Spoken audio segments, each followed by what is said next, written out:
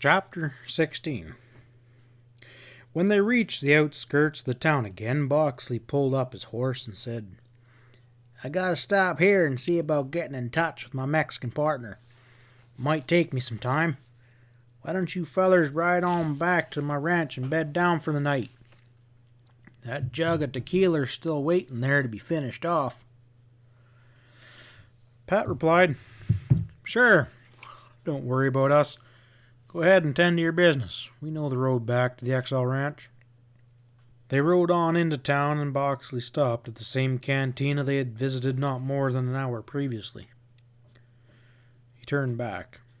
"I'll be seeing ye," in a cordial voice, and turned his horse and tied it to the hitching rail that was now holding only two saddled horses. One of them was the Katy horse which Dusty had tied there that afternoon. When Pat kept on down the street, Ezra asked angrily, "Are you going off and leaving Dusty there all tied up in that back room? By God, Pat, I'm beginning to wonder what in hell you're up to. Not never knowing you to back away from a showdown before. Not even with a tough hombre that's carrying his gun holstered the wrong way." Pat said, "Let Boxley get inside. There's going to be a showdown, all right." He stopped his horse and glanced back over his shoulder and drew in a deep breath and said, "All right, we'll ride back now. Got thirsty for a drink and changed our minds." He swung his horse around. "Think your gun can take care of that other fella Boxley left behind?"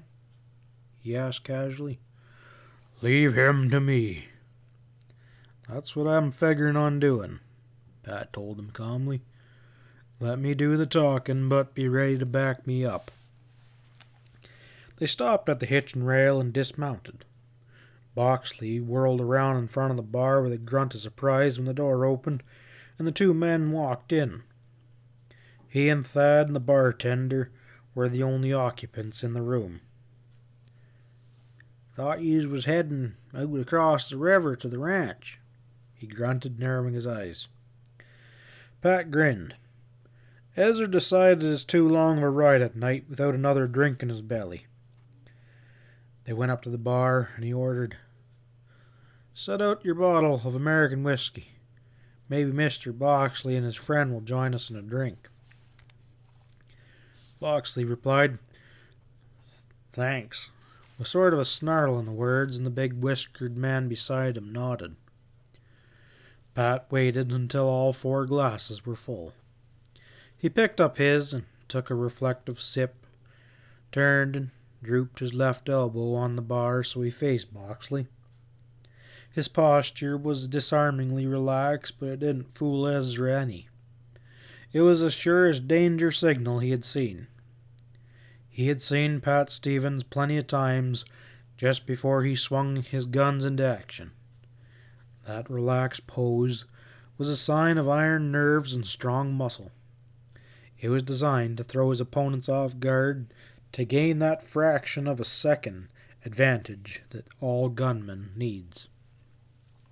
Ezra picked up his own drink and stepped off to the side a couple paces, to a point of vantage where he could see past Pat and Boxley and watch Thad Thompson's gun hand. Neither Boxley or Thad paid any attention to him. "You're running a pretty smart deal, Boxley." Pat's voice was soft, almost purring.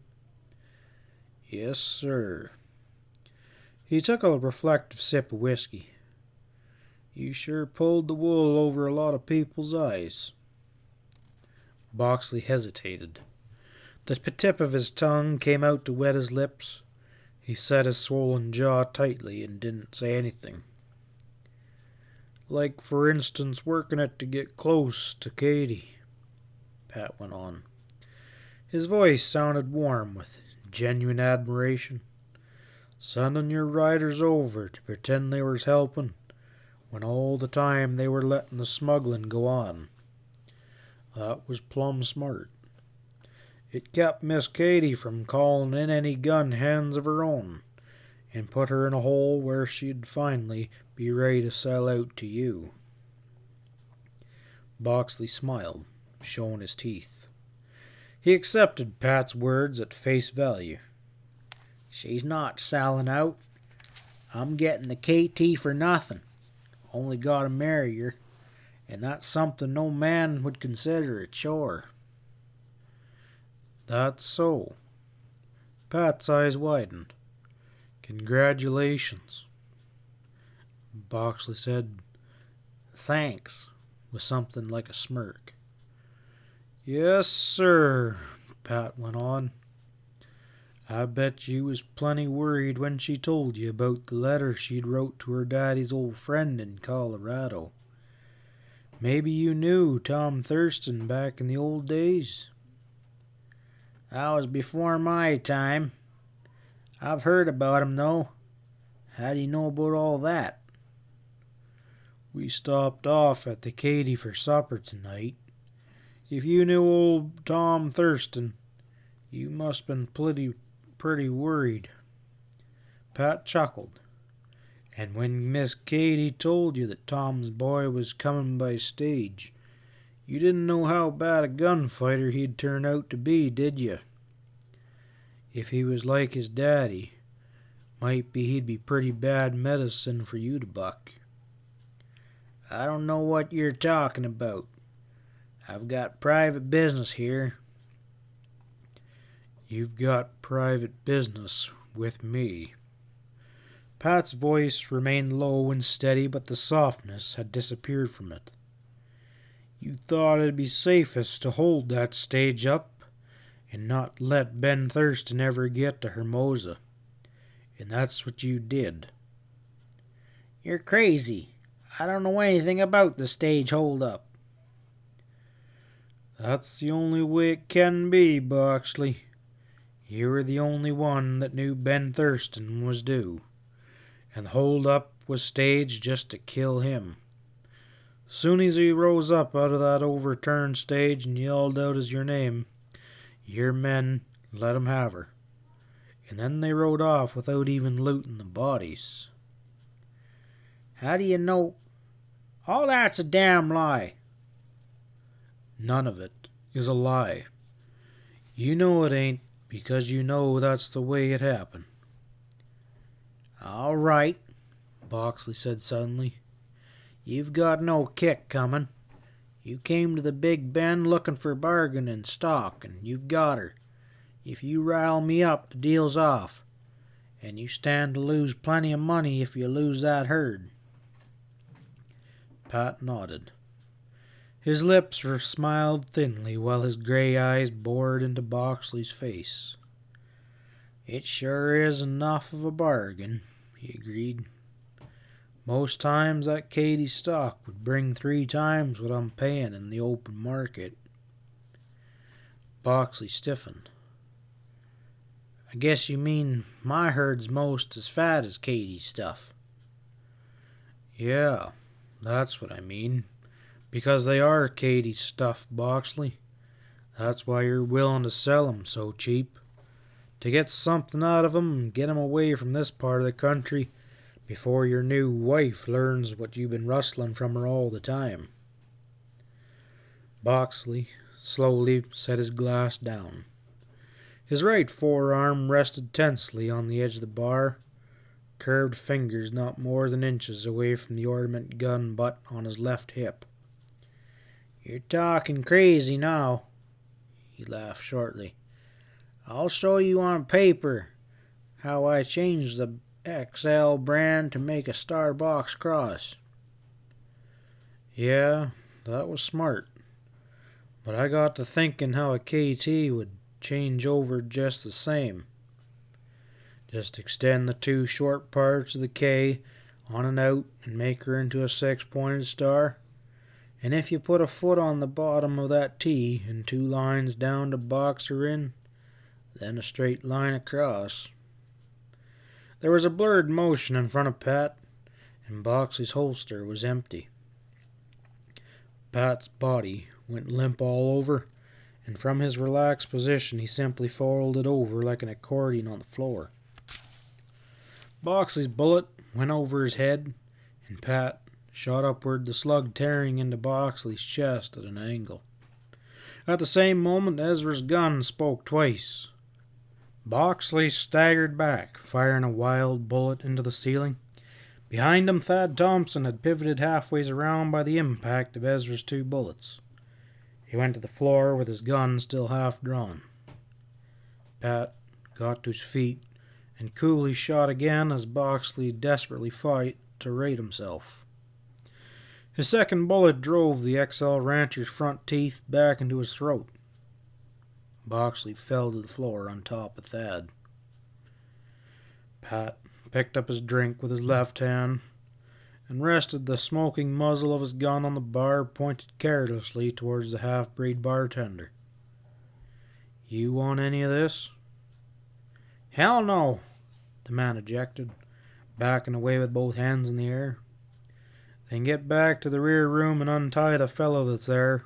Bring him in here." Pat lifted his glass and drained it as the bartender darted out to obey the order. "I swear I never thought nothing about that brand blotting," Ezra said placidly. "Shoulda, though, when I saw that fat stuff tonight. Couldn't come from no part of the Big Bend we've seen except that KT ranch." "That's right. I suspected it before I saw them." Boxley overplayed his hand, Pat went on. "Being so eager to sell 'em so cheap, with the ranch and the gal falling in his lap, he had to get the evidence of his rustling out of here fast, so he couldn't afford to bargain. I still can't get it clear in my head how it worked," Ezra muttered, wrinkling on his forehead. "Let's see now, a K and a T." He drew a K in the air with his forefinger and continued to look puzzled. "Sounds all right when you was telling it to him," he complained. He looked around for something to make a mark with, and picked up a burnt matchstick and squatted down beside the 2 dead bodies.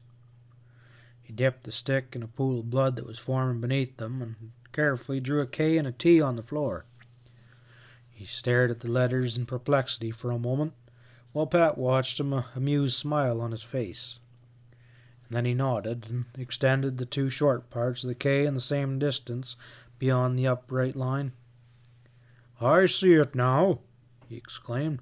"That's the star. Now you take the T." He was interrupted by the rear door being flung open and Dusty Morgan bursting in. The young partner skid to a stop, saying hoarsely, "I heard shooting." He stopped to stare at Pat and Ezra. "Oh, it's you all," he added weakly. "We said we'd meet you here," Pat reminded him. He came forward slowly and stared down at the 2 dead men. "You might be waiting for me to settle with them 2, he muttered briefly. "I wanted to see how fast Boxley's fancy draw was." "It was pretty fast, but it's better this way," Pat told him. "There's a gal that's waiting for you across the river that don't like killing. That's why I did the job for you." Dusty didn't seem to hear him. He said, "I figure Boxley arranged the stage hold up to get Ben Thurston out of the way, and that other feller on the floor hit me over the head with a bottle and tied me up in the back room when they suspected they'd made a mistake and I was Ben, along with some others," he added. "There's 3 others altogether," Pat agreed. "Right now, them other 3 are trailing a herd of rustled stock of Katie's across up the river." "A herd of rustled Katie stock?" "That's right," Pat said. "I bought 'em from Lon Boxley just before I killed him. Made a pretty good bargain with him, too," he said proudly. "But now I won't have to pay him after him being dead and all. I'm going after those other 3. Dusty started forward angrily. "They were all in one gang, I reckon." "We'll all go," Pat said. He and Ezra followed Dusty out the door. They mounted and galloped up the river road. Can't be more than a couple miles away, Pat cautiously told Dusty. When we come up to 'em, they won't think nothing but they're expecting me and Ezra to be along. You hang back so they won't recognize you, and I'll circle ahead to get the trail leader. When I start shooting, you and Ezra open up on the two behind. We might as well finish up the whole gang while we're at her. Keep Miss Katie from having any more trouble with rustlers for a time. They came up the tail end of the slow-moving herd, moving swift. Drop back here where they won't see you, Pat cautioned Dusty. You can come up fast when the shooting starts. Dusty pulled his horse down to a walk, and Pat and Ezra galloped ahead. As Pat has anticipated, one of the riders was ahead of the herd, acting as a pace setter and a leader, while the other two were working the flanks and the rear to keep the slower-moving cattle pushed up with the others. While Ezra dropped into line with them, Pat spurred his horse around the edge of the herd and pulled up on the road alongside the lead rider. It turned out to be Jake Drubber. He nodded shortly as he recognized Pat in the moonlight. You and your one-eyed partner riding with us? He growled.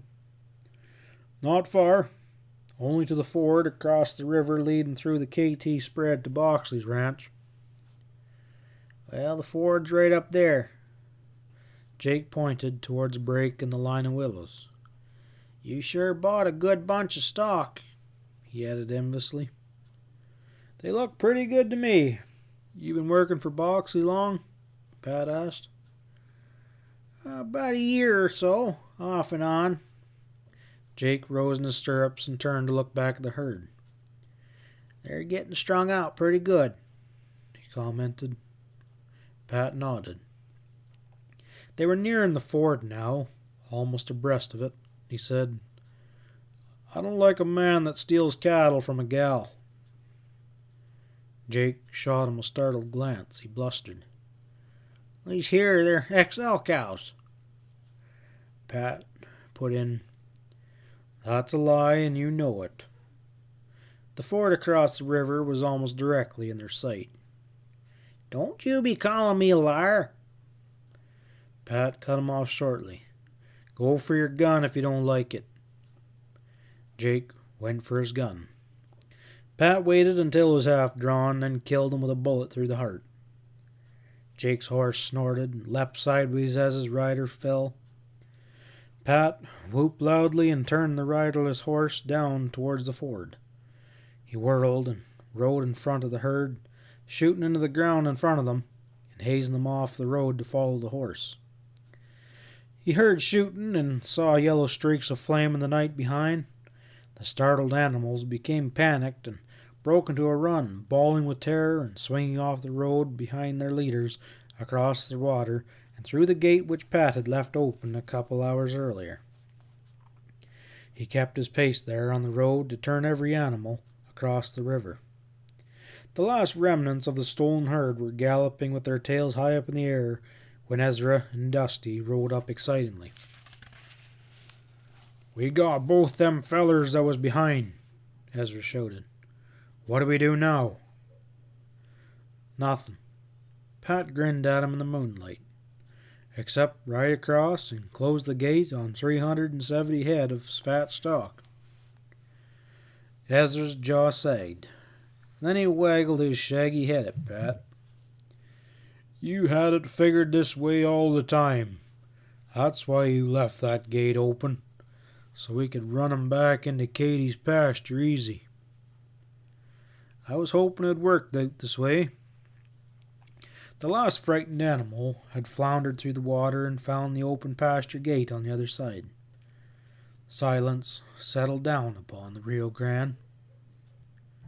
Dusty said, Miss Katie would be glad to be getting her stock back. Well, why don't you go and tell her about it? Pat turned his horse towards the river. Ezra and me, we got us a date with a tequila jug. Dusty remained where he was. I'd better stay on this side of the border where I belong, where there isn't any law. His young voice was heavy with hurt and bitterness. Pat stopped and said, "Your horses are waiting for you at the KT." "Well, they'll have to stay there. I'm riding south." "Miss Katy'd be mighty disappointed," Pat warned him. "She's done lost 2 men she was expecting to marry in the last 24 hours. Might go hard on her if she ain't got a man to comfort her now. And she needs someone to take hold of the Katy and see there's no more rustling." "I can't go back," Dusty cried out. "You know why I can't. It's better this way. If I go back there, I may never get the nerve to leave again. And then someday, when everything looks good, I'll be recognized for a sheriff killer." "Oh, that!" Pat laughed and turned to Ezra. "Can you imagine that? We forgot to tell him." "Tell me what?" Dusty's voice broke. "That you ain't no fugitive anymore," Pat chuckled. "That gal Rosa killed the sheriff her own self. You have no need to hide out any longer." "Well," Dusty stuttered, "maybe I better ride up to that ranch and tell her about the rustled stock." Dusty said gravely, "Sounds like a darn good idea." Dusty stammered something further, and then spurred his horse down the bank to splash into the water. Pat and Ezra followed more slowly. As they let their horses drink, Pat sighed and muttered, "For no good reason at all. I feel kind of old tonight." "We're a couple of damn fools," Ezra muttered disgustingly. "We ain't got nothing out of this trip." Fading into the night silence, they could hear the faint thudding of Dusty Morgan's eager galloping horse. "Well, I sort of feel good inside," Pat Stevens said simply. "And I sort of feel empty," Ezra growled. "Let's go see how much more tequila there is left at that Exile Ranch, and then why don't we clean out the rest of the Boxley riders?" Pat replied, "We'll do her, if there's enough tequila." And then they rode on across the river. End of chapter 16.